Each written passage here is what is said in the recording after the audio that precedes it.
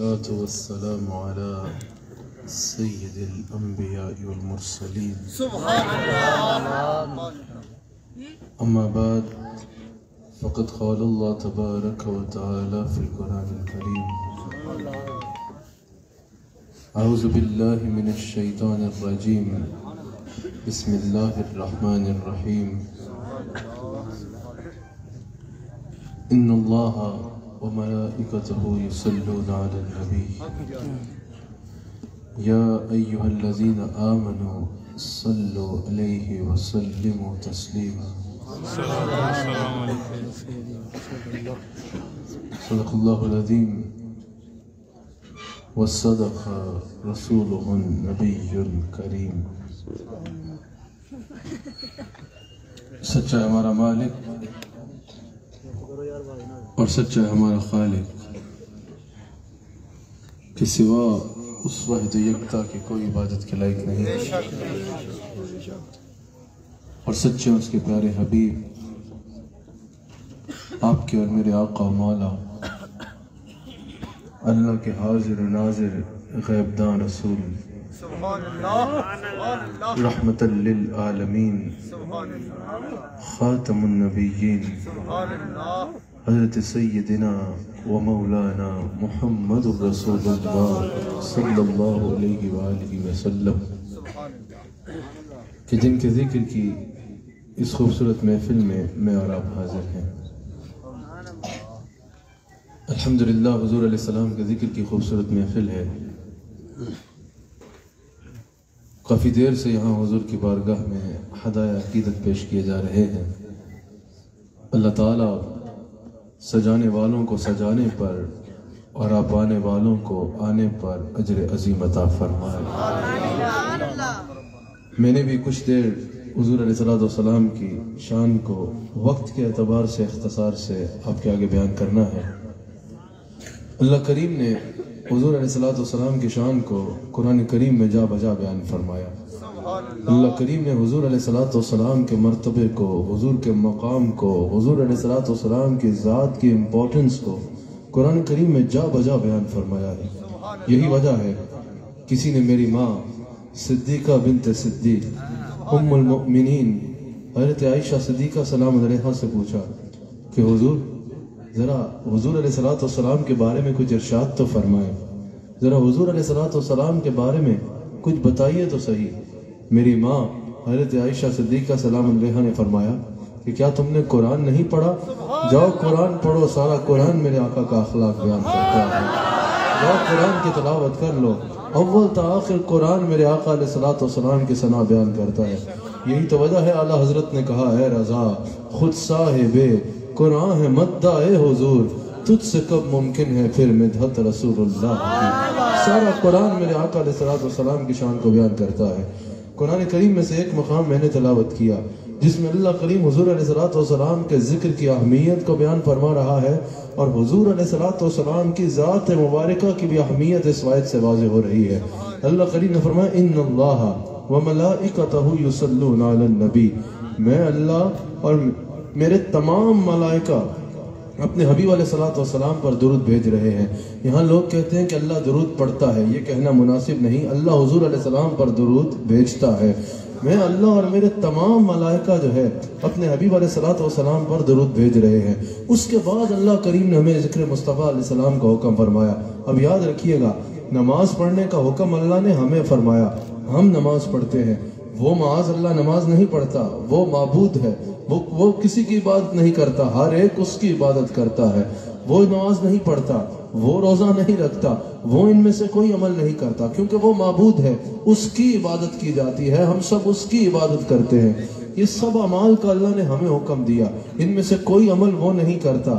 لیکن یہ درود و سلام حضور علیہ السلام کا ذکر، یہاں درود سے مراد مفسرین نے عموم ذکر بھی کہا ہے. حضور علیہ السلام کا ذکر کرنا، حضور علیہ السلام کا ذکر کرنا، اس کا حکم فرمانے سے پہلے اللہ کریم نے فرمایا یاد رکھنا ان اللہ وملائکتہ یصلون علی النبی، میں اللہ اور میرے تمام ملائکہ اپنے حبیب علیہ السلام پر درود بھیجتے ہیں. اس کے بعد مفسرین کہتے ہیں مومنین کو مخاطب کرنے کی وجہ یہ ہے کل کو یہ نہ سمجھے کہ رسول اللہ صلی اللہ علیہ وآلہ وسلم کسی کے ذکر کرنے یا نہ کرنے کے محتاج ہیں. کل کو یہ نہ سمجھے کہ حضور علیہ السلام کسی کو درود پڑھنے یا نہ پڑھنے کے محتاج ہیں. کل کو یہ نہ سمجھے کہ حضور علیہ السلام کو یہ ضرورت ہے کہ کوئی کھڑے ہو کے پڑھے مصطفیٰ جان رحمت پہ لاکھوں سلام. کل کو یہ نہ سمجھے کہ حضور علیہ السلام کسی کی بات کرنے یا نعت سننے یا نعت سنانے کے محتاج ہیں. اللہ کریم نے فرمایا ان اللہ وملائکتہ یصلون علی النبی. یاد رکھنا یہ تمہارے محتاج نہیں ہیں، یہ وہ ہیں جن کا ذکر میں کر رہا ہوں، جن کا ذکر میرے تمام ملائکہ کر رہے ہیں. پھر فرمایا یا ایھا الذین آمنوا صلوا علیہ وسلموا تسلیما. اے ایمان والو تم بھی ذکر کرو. مفسرین کہتے ہیں اس کی وجہ یہ ہے، اللہ واضح کرنا چاہتا ہے کہ یہ کسی کے ذکر کے محتاج نہیں ہے، بلکہ جو ایمان والا ہونا چاہتا ہے، ایمان والا ہونے کے لیے وہ محتاج ہے ذکر مصطفیٰ علیہ السلام کا. یعنی اگر کوئی ایمان والا ہونا چاہتا ہے تب تک وہ ایمان والا نہیں ہو سکتا جب تک اس کے لبوں میں میرے مصطفیٰ علیہ السلام پر سلام نہیں آتا، جب تک اس کے لبوں پہ رسول اللہ صلی اللہ علیہ وآلہ وسلم کی بارگاہ میں درود و سلام نہیں آتا. کہا کہ اگر کوئی ایمان والا ہونا چاہتا ہے تو یہ لازم ہے کہ وہ میرے مصطفیٰ علیہ السلام کا ذکر کیا کرے. اللہ نے واضح فرما دیا، کوئی یہ نہ سمجھے کہ رسول اللہ محتاج ہے. میں نے پچھلے دنوں دیکھا لکھا بھئی کہ یہ درود تو دعا ہے. یہ درود جس کو تم اتنی بڑی فضیلت بنا کے پیش کرتے ہو، یہ درود تو دعا ہے رسول اللہ صلی اللہ علیہ وآلہ وسلم کے لیے، جو ایک امتی رسول اللہ کے لیے دعا کرتا ہے. اور بھائی درود و سلام رسول اللہ کسی کی دعا کے محتاج ہے کیا؟ اللہ فرماتا ہے میں درود بھیج رہا ہوں. ہاں جن مفسرین نے جس اعتبار سے لکھا وہ اس اعتبار سے لکھا، لیکن جس شرارت میں تم کہہ رہے ہو کہ یہ درود جو ہے جس طرح ہم اپنے جانے والوں کے لیے دعا کرتے ہیں بس اسی طرح دعا ہے. اللہ نے فرمایا ان اللہ وملائکتہ یصلون علی النبی. ان پہ اللہ درود بھیج رہا ہے، اور یہ جملہ اسمیہ ہے، اس میں دوام ہے. ان پر اللہ ہر وقت درود بھیج رہا ہے، ان پر اللہ کے ملائکہ ہر وقت درود بھیج رہے ہیں. اور جس پہ اللہ ہر وقت درود بھیج رہا ہو فیصلہ آباد والے وہ تیری دعا کا محتاج ہوگا. اللہ نے فرمایا یہ تیرے محتاج نہیں ہے، بلکہ اگر تو ایمان والا ہونا چاہتا ہے تو ایمان والا ہونے کے لیے محتاج ہے تو ذکر مصطفیٰ علیہ السلام. نعرہ رسالت، نعرہ رسالت، نعرہ رسالت، نعرہ حیدری، نعرہ تحقیق. اگر تم ایمان والا ہونا چاہتے ہو تو ایمان والا ہونے کے لیے تم محتاج ہو ذکر مصطفیٰ علیہ السلام کے. حضور علیہ السلام کا ذکر کیے بغیر کوئی صاحب ایمان ہو نہیں سکتا. یہاں اللہ نے پہچان بھی بیان کر دی، یہاں اللہ تعالیٰ نے ایمان والوں کی پہچان بھی بیان کر دی. اگر تمہارے علاقے میں 10 جگہوں سے آوازیں آ رہی ہیں کہ ہم حق پہ ہیں، ہم حق پہ ہیں، ہم حق پہ ہیں، رستے میں 100 مساجد ہیں اور ہر ممبر سے آواز آ رہی ہے ہم حق پہ ہیں، اگر جاننا ہونا کہ اللہ والے کون ہیں، اللہ نے فرمایا میں بھی درود سلام کی صدایں آیا کرتی ہے. حق والوں کی تلاش ہے تو خالی جو جمعے کا سلام پھیر کے گھر چلے جائیں ان میں نہ جانا، ان میں جانا جو سلام پھیرتے ہی کہتے ہیں مصطفیٰ جان رحمت پہ لاکھوں سلام. اچھا سوال یہ ہے کہ یہاں وہ پورا ہوگا. درود ابراہیمی کی بہت فضیلت ہے، جو بھی درود ہے اس کی بہت بھی کہیں گے تب بھی آیت کا حکم پورا ہو جائے گا. درود ابراہیم آیت کا حکم ضرور پورا ہوگا، اس کی بھی بہت فضیلت ہے. لیکن درود ابراہیمی اگر آپ یہاں پر صرف پڑھیں گے تو اس کا مطلب ہے اللہم صلی علی، یا اللہ تو درود بھیج. اللہ فرما رہا میں تو بھیج رہا ہوں، میرے تمام ملائکہ بھی بھیج رہے ہیں. اے ایمان والو تم درود بھیجو. مجھے مفسرین کی وہ بھی بات آپ علم میں ہے، اور سفیان نے جو اس پہ بعض نے تبصرہ کیا اور جو مفسرین نے کہا کہ ہم جب اللہم صلی علی کہیں گے تو ہم اللہ کی بارگاہ میں عرض کریں گے کہ ہمارے درود کو اس طرح بنا جس طرح شان کے لائق ہے، اور پھر تو ہمارے درود کو حضور کی بارگاہ میں بھیج. بالکل وہ بھی ٹھیک ہے، لیکن یہاں پر امام بحقی کہتے ہیں کہ اس آیت کا حکم بدرجہ اتم تک پورا ہوگا، کیونکہ اللہ فرما رہا ہے کہ میں بھیج رہا ہوں، میرے ملائکہ بھیج رہے ہیں، اب تم براہ راست درود بھیجو. امام بحقی شعب الایمان میں کہتے ہیں کہ اس آیت کا حکم بدرجہ اتم تک پورا ہوگا جب تم یہ درود پڑھو گے الصلاۃ والسلام علیک یا رسول اللہ، یعنی حضور علیہ السلام کو مخاطب کرو گے اور کہو گے الصلاۃ والسلام علیک یا رسول اللہ۔ اور روح المعانی میں امام علوسی نے کہا کہ اس آیت کا حکم اگر بدرجات ہم پورا کرنا چاہتے ہو تو قولوا السلام علیک ایھا النبی، خود رسول اللہ کو مخاطب کرو اور کہو سلام ہو آپ پہ یا رسول اللہ، سلام ہو آپ پہ یا رسول اللہ۔ اب یہاں پر ہم پڑھیں الصلاۃ والسلام علیک یا رسول اللہ، لوگوں کو الجھن ہو جاتی ہے، لوگوں کو تکلیف ہو جاتی ہے، بھئی یہ کیا کر رہے ہو، یہاں خالی درود ابراہیمی پڑھو۔ ہم نے کہا درود ابراہیمی کہا ہے نہ پڑھو، ہم نے تو کہا ہے درود ابراہیمی ایک مرتبہ نہیں 1000 بار پڑھو، آیت کا حکم بھی پورا ہوگا اور اس کی بہت برکات بھی ہوں گی۔ لیکن ہم نے کہا کہ تمہیں الصلاۃ والسلام علیک یا رسول اللہ سے الجھن کیوں ہوتی ہے، یہ سن کے تمہارے چہرے کا رنگ خراب کیوں ہو جاتا ہے، یہ سن کے تمہارے پیٹ میں مروڑ کیوں پڑتے ہیں؟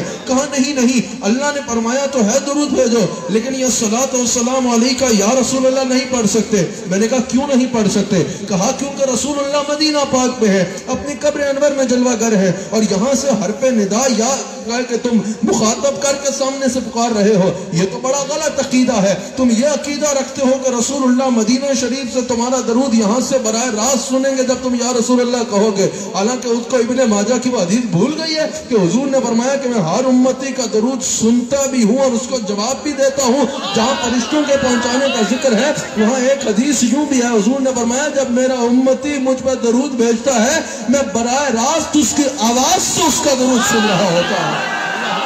لیکن یہاں لوگوں کو الجھن ہو گئی، تکلیف پڑ گئی کہ بھئی الصلاۃ والسلام علیکہ یا رسول اللہ نہ کہو، رسول اللہ مدینہ پاک میں ہے، تم یہاں سے حرف ندا کہہ کے سلام کرتے ہو، یہ غلط ہوتا ہے، یہ شرعاً جائز نہیں ہے۔ میں نے کہا نماز میں کیا پڑھتے ہو؟ کہا نماز میں پڑھتے ہیں السلام علیکہ ایھا النبی۔ میں نے کہا ذرا بتاؤ یہ ایھا کا مطلب کیا ہے؟ میں نے کہا یا بھی حرف ندا ہے اور ایھا بھی حرف ندا ہے، یا میں کم شدت ہے ندا میں، علماء بیٹھے ہیں، ایھا میں زیادہ شدت ہے، اور منافق اپنی نمازیں پوریاں کرنی ہو تو ایھا النبی ہم یا رسول اللہ کہے تو ہم مشرک اپنا عقیدہ لے کے جاؤ جہنم میں، ہم زندہ بھی ہیں تو یا رسول اللہ کہیں گے، قبر میں بھی جائیں گے تو یا رسول اللہ کہیں گے۔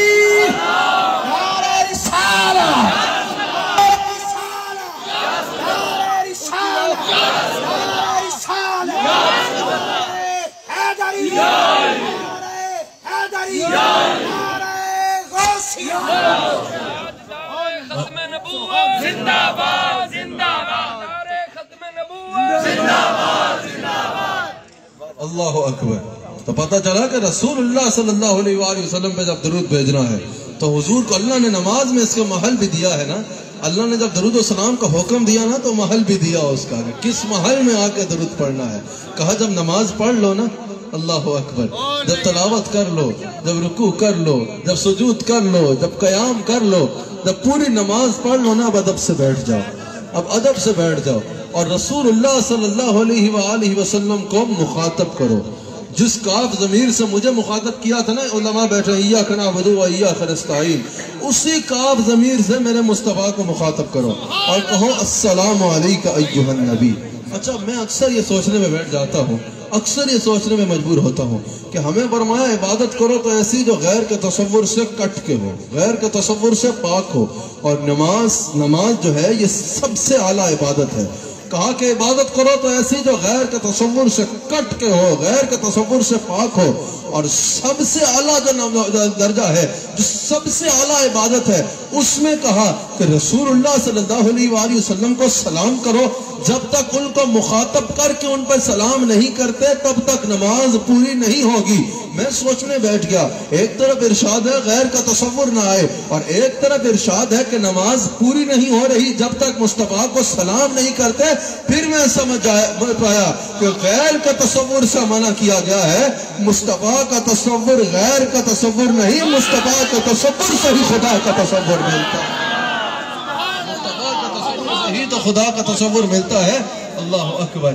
کہا کہ یا ایھا الذین آمنوا صلو علیہ وسلم تسلیما، اے ایمان والا تم بھی میرے حبیب علیہ السلام پر درود بھیجا کرو، اور یاد رکھنا جہاں بھی ہو حضور علیہ السلام پر درود بھیجو، حضور علیہ السلام اس کو سنتے ہیں، نہ صرف سنتے ہیں بلکہ میں نے ابن ماجہ کی حدیث بیان کی پہلے بھی، حضور اس کا جواب بھی عنایت فرماتے ہیں۔ حضور فرماتے ہیں میرا کوئی بھی امتی مجھ پر درود پڑھے میں اس کو سنتا بھی ہوں اور اس کو جواب بھی عنایت فرماتا ہوں. اللہ اکبر. جب بندہ کہتا نا الصلاۃ والسلام علیکہ یا رسول اللہ، کہ یا رسول اللہ آپ پہ سلام ہو، اس کا اگر ایک لفظ میں ترجمہ کیا جائے تو یوں بھی بن سکتا ہے یا رسول اللہ آپ سلامت رہیے، آپ پہ سلام ہو یا رسول اللہ. اور حضور فرماتے ہیں میں ہر امتی کو جواب دیتا ہوں، اور تو حضور تو ہر درود پہ جواب دیتے ہیں. اگر تو 1,00,000 بار بھی کہے یا رسول اللہ آپ پہ سلام ہو اور ایک بار حضور کہہ دے جا میرے امتی تو بھی سلامت رہے، تو تمہارا عالم کیا ہوگا، سبحان کیا ہوگا. اچھا، ابن ابی دنیا اس حدیث کو نقل کرتے ہیں، علماء ان سے واقف ہیں. ابن ابی دنیا نے اس حدیث کو نقل کیا کہ قیامت والے دن حضور علیہ السلام فرماتے ہیں کہ جب میدان محشر ہوگا نا تو میرا ایک امتی کو آدم علیہ السلام دیکھیں گے کہ فرشتے اس کو گھسیٹ کے جہنم میں لے کے جا رہے ہیں. آدم علیہ السلام یہ دیکھیں گے، ابن ابی دنیا نے اس حدیث کو نقل کیا ہے کہ آدم علیہ السلام دیکھیں گے کہ حضور علیہ السلام کی امتی کو ایک فرشتوں نے پکڑا ہے اور گھسیٹ کے جہنم میں لے کے جا رہے ہیں. حضور فرماتے ہیں آدم علیہ السلام یہ دیکھ کے مجھے آواز لگائیں گے اور کہیں گے یا احمد یا احمد یا احمد، آپ کے امتی کو فرشتے جہنم لے جا رہے ہیں. اللہ اکبر. پتہ کیا ہوگا؟ اللہ اکبر. وہ جو نبیوں کے امام ہے نا، وہ جو سارے اہل محشر میں دولہا بن کے جن کو اللہ مقام محمود پہ بٹھائے گا نا، وہ فرماتے ہیں جب مجھے پتا چلے گا میرا امتی جہنم جا رہا ہے، حضور اپنے لباس کو اٹھا کے اس کی طرف دوڑ لگا دیں. اس قدر کون محبت کا صلہ دیتا ہے، اس کا بندہ ہوں جو بندے کو خدا دیتا ہے. جس طرح لباس اٹھا کے دھوڑا جاتا ہے تو لباس کو اٹھایا جاتا ہے نا، حضور علیہ السلام اپنے لباس مبارک کو کچھ اٹھا کے اس امتی کی طرف دوڑ لگا دیں گے. اگر ماں کو پتا چلے کہ میرا بچہ تکلیف میں ہے، ماں دوڑ کے جاتی ہے نا اپنے بچے کو سینے لگا لے. مصطفیٰ علیہ السلام دوڑ پڑے گے اس امتی کی طرف، میرا امتی اور جہنم جا رہا ہے. اللہ اکبر. حضور علیہ السلام دوڑ کے اپنے اس امتی کی طرف پہنچیں گے اور فرشتوں سے کہیں گے فرشتوں تمہیں پتہ نہیں کہ یہ میرا غلام ہے، اسے کہاں لے کے جا رہے ہو؟ فرشتے عرض کریں گے یا رسول اللہ یہ گناہ گار ہے، فلاں فلاں فلاں عمل کی وجہ سے اس کو جہنم لے جایا جا رہا ہے. حضور علیہ السلام فرمائیں گے اس کو واپس میزان پہ لاؤ. حالانکہ حضور کو یہ اختیار دیا گیا ہے، حضور علیہ السلام چاہیں وہیں سے اس کو پکڑ کے فرشتوں کو کہیں جنت میں لے کے جاؤ، کوئی دوسرا سوال نہیں ہو.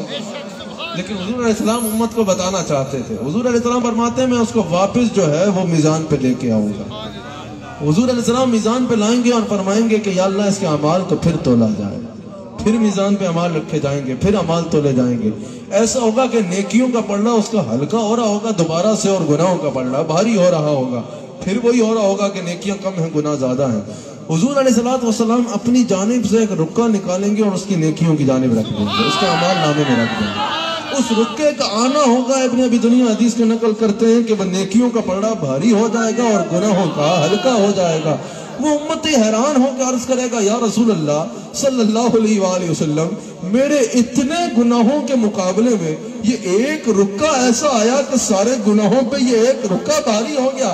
یا رسول اللہ اس میں کیا تھا؟ حضور فرمائیں گے اس میں وہ درود تھا جو تو محبت میں ڈوب کے میری بارگاہ میں پیش کیا. نعرہ تکبیر، نعرہ رسالت، نعرہ رسالت. یہ تمام سے گزارش ہے کہ یا رسول اللہ کی صدا آنی چاہیے. یار عاشق بیٹھے پیر صاحب ماشاءاللہ طویل سفر کر کے آئے، پتہ چلنا چاہیے. نعرہ رسالت، جمع تکبیر کر کے نعرہ رسالت، نعرہ رسالت، نعرہ رسالت، نعرہ رسالت، نعرہ حیدری. یہ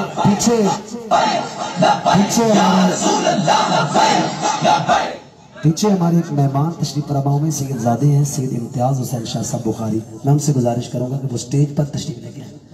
برائے مہربانی سید امتیاز حسین شاہ صاحب، ان سے گزارش ہے سید عرفان شاہ صاحب کے سٹیج پر تشریف لے کے. ماشاءاللہ. حضور علیہ السلام فرمائیں گے کہ اس میں وہ درود تھا جو تم میری محبت میں ڈوب کے مجھے بھیجا کرتا تھا. کسی نے کیا ہی اسی حدیث کے مطابق نقشہ باندھا ہے کہ مجھ کو پکڑے جو چلے حشر فرشتے تو کہیں تو نے دنیا میں عمل نیک کیا کیا کیا ہے. میں گناہ گار جو چلاؤں تو غوغا سن کر لوگ آ جائیں کہ دیکھیں یہ تماشا کیا ہے. جھمگٹا دیکھ کے مخلوق کا آ جائیں حضور، آ کے فرمائیں فرشتوں سے یہ جھگڑا کیا ہے. میں جو سرکار کو دیکھوں تو پکاروں واللہ، ایسے لجپال کے ہوتے مجھے خطرہ کیا ہے؟ یوں کرے عرض فرشتے یہ گناہگار ہے ایک، ہم یہ کہتے ہیں بتا اب تیرا منشا کیا ہے؟ یوں فرمائے فرشتوں سے رحمت عالم، چھوڑ دو میرے نوکر کو، اس پہ تقاضا کیا ہے؟ رسول اللہ کا ہو گیا نا۔ اعلیٰ حضرت نے ایسے ہی نہیں کہا تجھ سے اور جنت سے کیا مطلب، منافق دور ہو، ہم رسول اللہ کے، جنت رسول اللہ کی، جو رسول اللہ کا ہو گیا ساری خدائی اس کی ہے اور ہر عزت کا مقام اس کو سج جائے گا۔ بس شرط یہ ہے کہ تم رسول اللہ صلی اللہ علیہ وآلہ وسلم کے دامن رحمت کو تھام لو، رسول اللہ صلی اللہ علیہ وآلہ وسلم سے جڑ جاؤ۔ اللہ اکبر۔ اور یہ بھی یاد رکھیے گا، محدثین نے یہاں پر کہا ہے اور مفسرین نے کہ مومن کا جو سب سے اعلیٰ درود ہے نا، مومن کا جو سب سے اعلیٰ درود ہے، جیسے ذکر اللہ کی اقسام کی ہے نا صوفیاء نے، کہ ذکر باللسان، ذکر بالقلب اور ذکر بالجوارح کے انسان کے جسم کا حصہ ذکر کرنا شروع کر دے، اسی طرح درود کی بھی اقسام ہے۔ اور کہا کہ مومن کا سب سے اعلیٰ جو درود ہے نا، وہ صرف یہ نہیں ہے کہ مومن زبان سے درود پڑھے، مومن کا سب سے اعلیٰ درود یہ ہے کہ مومن اپنی زندگی کو حضور کی اتباع کے مطابق کر لے، گناہ نہ کرے یہ سوچ کے کہ رسول اللہ نے منع کیا ہے، نیکی کرے یہ سوچ کے کہ رسول اللہ نے اس کا فرمایا ہے، فرائض پہ عمل کرے یہ سوچ کے کہ حضور نے یہ کرنے کو کہا ہے، غرباء اور مساکین کی مدد کرے یہ سوچ کے کہ حضور نے اس سے کہا ہے، غیبت نہ کرے یہ سوچ کے کہ حضور نے اس سے روکا ہے، زنا نہ کرے یہ سوچ کے کہ حضور نے اس سے روکا ہے، اعمال بد سے بچے اور اعمال صالح کرے، فرماتے ہیں مومن کا سب سے اعلیٰ درود یہ ہوگا، مومن کا سب سے اعلیٰ درود یہ ہوگا کہ وہ حضور علیہ السلام کی اتباع کے سانچے میں اپنی زندگی کو ڈال لے۔ باقی حضور علیہ السلام کا ذکر کیا کرو۔ اب لوگ کہتے ہیں درود پڑھو نا، یہ نعتیں کیوں پڑھتے ہو؟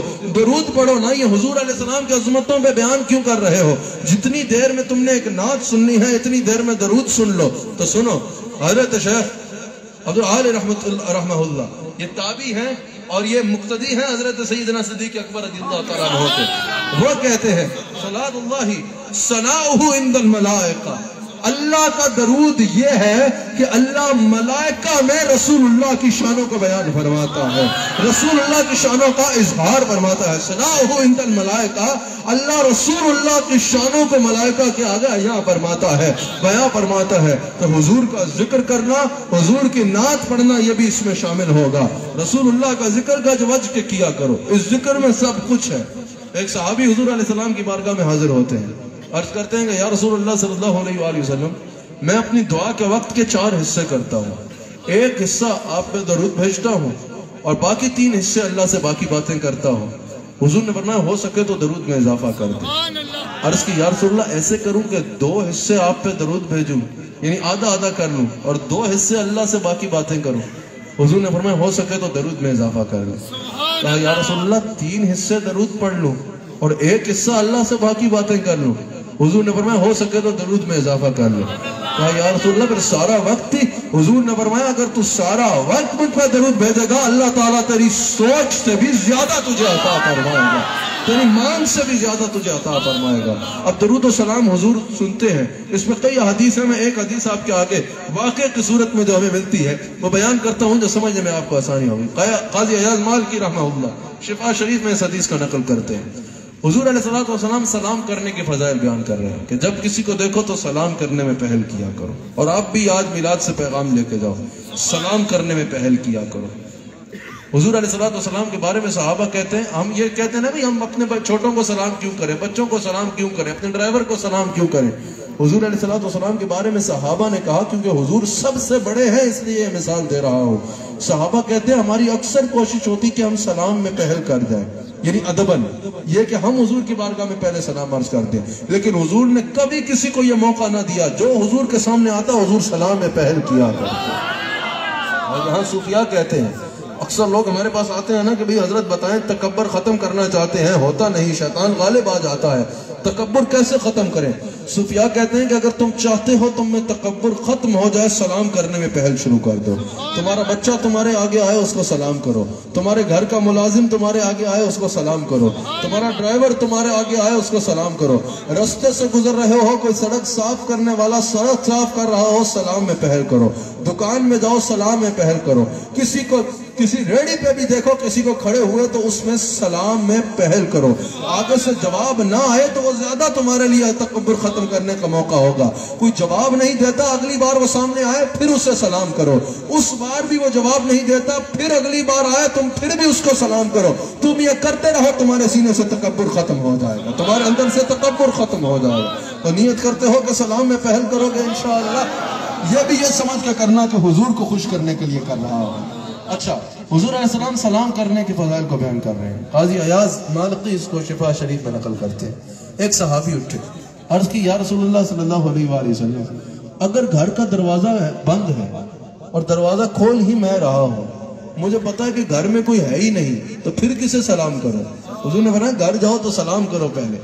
अर्ज की या रसूलुल्लाह अगर घर में है ही कोई नहीं, फिर किसको सलाम करो? हुजूर अलैहिस्सलाम ने फरमाया कोई नहीं हुआ तो मैं तो हूँगा ना, कोई ना हुआ तो मैं तो हूँगा ना। दरवाजा खोलना और कहना अस्सलातु वस्सलामु अलैका या रसूल अल्लाह। सुभान सलाम की बारगाह में दरूद व सलाम भेजो, दुनिया भी तुम्हारी होगी और आखिरत भी तुम्हारी होगी। हुजूर अलैहिस्सलाम ने एक मरतबा सहाबा की मजलिस में तशरीफ लाए और चेहरे पे मुस्कुराहट है। सहाबा कहते हैं जब भी हुजूर के चेहरे पे बहुत ज्यादा मुस्कुराहट होती ना, हम समझ जाते हैं कि ये वक्त बशारत है। अर्ज़ की या रसूलल्लाह कोई बशारत है? हुजूर ने फरमाया हाँ बशारत है। कहा क्या या रसूल अल्लाह? हुजूर ने फरमाया अभी अभी जिब्रील मेरे पास आया और उसने मुझे बताया या रसूल अल्लाह, अल्लाह फरमा रहा है कि अगर आपका कोई उम्मती आप पे एक बार दरूद भेजेगा, मैं उस पे 10 मरतबा दरूद भेजूंगा। एक मरतबा सहाबा कहते हैं हुजूर मुस्कुराते हुए तशरीफ लाए और हुजूर ने फरमाया कि मैंने अभी ख्वाब देखा है। और याद रखिएगा, नबी का ख्वाब वही का हिस्सा होता है। नबी का जो ख्वाब है वो फसाना नहीं, वो वही का हिस्सा होता है। हुजूर अलैहिस्सलाम ने फरमाया मैंने अभी ख्वाब देखा कि एक मेरा उम्मती पुल सरात से गुजर रहा है, कभी दाएं गिरने लगता है कभी बाएं गिरने लगता है, करीब था कि वो घुटनों के बाल गिर जाए और कट के जहन्नुम में चला जाए। हुजूर फरमाते हैं मैंने देखा कि मुझ पे पड़ा हुआ दुरूद आया, उसका हाथ पकड़ के उसको जन्नत में दाखिल कर डाला, जन्नत में दाखिल कर डाला। तो रसूलुल्लाह पर दुरूद व सलाम पढ़ा करो, रसूलुल्लाह सल्लल्लाहु अलैहि वसल्लम पे दुरूद व सलाम भेजा करो। एक तादाद कम से कम दिन में तयन कर लो कि इस तादाद में मैंने हुजूर अलैहिस्सलाम पर लाजिमन दरूद भेजना है, लाजिमन हुजूर अलैहिस्सलाम से ताल्लुक कायम करना है दरूद सलाम के जरिए। सिर्फ जुबान से दरूद नहीं, किरदार से भी हर वो काम करना है जो हुजूर ने करने को कहा। क्योंकि देखो ना, हुजूर ने फरमाया जैसे मैंने बयान किया कयामत के दिन के बारे में, मैं बयान कर रहा था तो मेरे ज़हन में एक मौजू से हट के हदीस आ गई। आप अगर इजाजत दें तो मैं सुना दूं। मैं बयान कर, एक शख्स मेरे पास आए, कहा भाई ये आपने क्या कहा? हुजूर अलैहिस्सलाम को हर चीज का इल्म है, दरूद पढ़ा करो। हुजूर अलैहिस्सलाम क़यामत के दिन पहचानेंगे, क्योंकि खुद हुजूर ने फरमाया है कि मैं दरूद पढ़ने वालों को पहचानूंगा। तो कहा ये आप क्या कह रहे हैं? हुजूर अलैहिस्सलाम को कैसे पता कि किसने दरूद भेजा है? हुजूर अलैहिस्सलाम को इल्म गैब नहीं है। मैंने कहा ये आपने कहाँ से निकाल लिया भाई अकीदा? ये अकीदा आप कहाँ से खरीद के लाए हो? कहा कि ये अकीदा मैंने हदीस बुखारी से लिया है। मैंने कहा फरमाइए भी हमें भी वो बुखारी सुना दीजिए जिससे आपको ये अकीदा मिल गया। इमाम बुखारी का जामे सही से तो हमें खोल खोल के ये मिलता है कि हुजूर हर छह का इल्म रखते हैं। मैंने कहा ये आपने कहाँ से लिया है? कहा कि भाई ये मैंने हदीस ली है बुखारी से कि हुजूर अलैहिस्सलाम ने फरमाया कि कयामत के दिन एक शख्स होगा, उसको जहन्नुम में ले जाया जा रहा होगा, मेरी उम्मत का होगा। मैं जाऊंगा, फरिश्तों से बोलूंगा इसको छोड़ो, फरिश्ते अर्ज करेंगे आपका जो हुक्म, लेकिन एक फरियाद सुन लीजिए। मैं फरमाऊंगा कि बोलो, तो फरिश्ते मुझसे कहेंगे कि भाई ये फलां फलां फलां गुनाह करता था। जब मैं वो गुनाह सुनूंगा तो मैं बोलूंगा ठीक है ये चला जाए जहन्नुम, यानी जब मैं वो गुनाह सुनूंगा तो मैं हट जाऊंगा। तो मैंने कहा इस हदीस से आपने क्या लिया? है हदीस तो बिल्कुल है, लेकिन आपने इससे क्या समझा? कहा हमने इससे ये समझा कि अगर इल्म गैब होता तो रोकते ही नहीं। समझ आ रही है या नहीं? अगर इल्म गैब होता तो जब बाद में ये पता चलने पे छोड़ दिया कि भाई वो फलां फलां फलां गुनाह करता था, अगर इल्म गैब होता तो रोकते ही नहीं। समझ आ रही है या नहीं? अगर इल्म गैब होता तो रोकते ही नहीं पता था तभी रोका, पता चला तो छोड़ दिया। मैंने कहा अल्लाह किसी की मत ऐसे न मारे जैसे तेरी मारी है। मुझे ये बताओ, तुम्हें ये तो नजर आ रहा है कि उस वक्त फरिश्तों ने पूछा तो छोड़ दिया, ये वाकया तुम्हें तुम्हारे दादे ने बताया है कि ऐसा होगा? कहा नहीं। मैंने कहा कयामत अभी इतनी दूर है, 1400 سال پہلے بتایا یوں روکوں گا، فرشتے یہ بتائیں گے چھوڑ دوں گا، تجھے وہاں علم غیب نظر نہیں آ رہا جس نے 1400 سال پہلے بتا دیا اس کے علم غیب کا عالم کیا ہے؟ نعرہ تکبیر، نعرہ رسالت۔ یہ حدیث جس کو تم نفی میں بتا رہے ہو، یہ تو ساری کی ساری علم غیب کے ثبوت میں ہے کہ حضور نے بتایا قیامت آئے گی، قیامت کے دن ایک شخص ہوگا جہنم میں جا رہا ہوگا، میں روکوں گا، فرشتے یہ بتائیں گے، میں جانے دوں گا، تمہیں یہ بتانے پہ نظر آ رہا ہے، تمہیں پورا واقعہ نظر نہیں آ رہا۔ یہ 1400 سال پہلے بیان کس نے کیا ہے؟ رسول اللہ صلی اللہ علیہ وآلہ وسلم ہر بات کی خبر رکھتے ہیں۔ حضور علیہ السلام پہ درود بھیجا کرو، حضور علیہ السلام پہ درود و سلام کی کثرت اپنا طریقہ بنا لو، دنیا و آخرت ہر مقام پر یہ تمہارے لباس رحمت ہوگا۔ فیصل صاحب آپ کی محبت کے، آپ نے اتنی محبت سے رات کو مجھے فون بھی کیا کہ میں آیا، اللہ تعالیٰ آپ کو اجر عظیم عطا فرمائے۔ بہت سے معاملات تھے جن وجہ سے میں بہت سی کچھ ایسی مصروفیات تھیں جن کی وجہ سے پچھلے 4-5 دن کی میں نے وہاں پہ جو تھی ان سے معذرت کر رکھی تھی، لیکن فیصل صاحب نے مجھے رات کو اتنے محبت اور پیار سے فون کیا کہ میں ساری مصروفیات ترک کر کے یہاں آیا۔ اللہ تعالیٰ ان کو مزید رحمتوں سے نوازے، مزید برکتوں سے نوازے۔ اچھا، ایک عرض میں یہاں مختصر سی کرنا چاہوں گا، کبھی کسی کی دل آزاری کرنا میری عادت ہی نہیں ہے، بالخصوص کوئی سنی ہو یا رسول اللہ کہنے والا ہو، اس کی دل آزاری کرنا یہ قطعاً مناسب نہیں ہے۔ حضور علیہ السلام نے تو کوئی غیر بھی ہو، بلکہ غیر مسلم بھی ہو، اس کی بھی بلا وجہ دل آزاری کرنے سے روکا ہے۔ تو میں صوفیاء کا غلام ہوں، دل آزاری کرنا مناسب نہیں ہوتی۔ صرف ایک بات ہوتی ہے کہ اگر آپ کہیں بیٹھے ہوں تو جو آپ کے سامنے بات ہو آپ اس کے ذمہ دار بن جاتے ہیں، ذمہ دار ہوتے ہیں۔ میں بڑے ادب سے یہ گزارش کرنا چاہوں گا کہ جب حضور علیہ السلام کا ذکر کیا جائے نا تو یہ ذہن میں رکھا جائے کہ حضور سب سے بڑے ہیں، حضور علیہ السلام سب سے بلند ہیں۔ اگر صحابہ کی عزت ہے تو حضور کی وجہ سے ہے، اگر اہل بیت کی عزت ہے تو حضور کی وجہ سے ہے، اگر اولیاء اور صوفیاء کی عزت ہے تو حضور کی وجہ سے ہے۔ حضور علیہ السلام کی عزت اللہ کی وجہ سے ہے، باقی جس کی عزت ہے وہ رسول اللہ صلی اللہ علیہ وآلہ وسلم کی عقیدت وجہ سے ہے۔ اچھا، ہم اکثر کہتے ہیں نا کہ بھئی یہ عقیدہ بچا لیا، یہ عقیدہ بچا لیا، یہ عقیدہ بچا لیا۔ اس سے مراد یہ ہوتا ہے کہ اس عقیدے پہ پہرا دیا کہ وہ صحیح انداز میں لوگوں تک پہنچ جائے۔ ایک تو یہ ہے کہ عقیدہ توحید اور ہے، یعنی عقیدہ توحید کہنا کہ بھئی انہوں نے یہاں پر عقیدہ توحید کو بچایا، اس سے مراد یہ ہوگا کہ اس عقیدے کو صحیح انداز میں لوگوں تک پہنچایا۔ لیکن جو لفظ توحید ہے نا وہ اللہ تعالیٰ کی وحدانیت ہے، اس میں کوئی وہ نہیں کر سکتا۔ عقیدہ توحید جو ہے، عقیدہ توحید اللہ کی وحدانیت، اللہ کی وجہ سے سب کی عزت ہے، نمبر 1۔ اور یہ بھی ذرا میں ادب سے عرض کروں گا کہ ملحوظ رکھا جائے کہ جس کو بچایا رسول اللہ صلی اللہ علیہ وآلہ وسلم نے بچایا۔ عظمت صحابہ کی بیان کریں یا اہل بیت کی بیان کریں، جس کی بھی عظمت بیان کی جائے، جس کی بھی عظمت بیان کی جائے، یہ ضرور رکھا جائے کہ سب نے اپنی خدمات سر انجام دی، سب نے حضور علیہ السلام کی بارگاہ میں اپنی نوکری پیش کی، سب نے اپنی خدمت حضور علیہ السلام کی بارگاہ میں پیش کی۔ باقی آج تک جس کی عزت قائم ہے وہ رسول اللہ کی وجہ سے قائم ہے، جس کو بچایا میرے مصطفیٰ علیہ السلام نے بچایا۔ اللہ تعالی ہم سب کو عقیدہ اہل سنت پہ قائم رکھے، اللہ تعالی ہم سب کو رسول اللہ صلی اللہ علیہ وآلہ وسلم کا وفادار رکھے، اللہ تعالی ہم سب کو رسول اللہ صلی اللہ علیہ وآلہ وسلم کا غلام رکھے۔ اس وقت امت میں پہلے ہی بہت سے تفرقے ہیں، اس وقت امت پہلے ہی معاملات میں بہت جو ہے وہ بکھر چکی ہے۔ اس وقت ضرورت اس بات کی ہے کہ امت کو ایک کیا جائے، مشترکات کو ڈھونڈا جائے، امت کو ایک کیا جائے۔ بالخصوص یا رسول اللہ کہنے والوں کو تو ایک ہونا چاہیے نا، تو ایسا انداز اپنایا جائے کہ جس سے یا رسول اللہ صلی اللہ علیہ وآلہ وسلم کہنے والے یکجا اور ایک نظر آئے۔ اللہ تعالی ہم سب کو حضور علیہ السلام کا نمک حلال اور وفادار رکھے۔ اگر وہ دوران گفتگو مجھ سے کوئی غلطی ہو گئی ہو تو میں اللہ تعالیٰ کی بارگاہ میں توبہ کرتا ہوں۔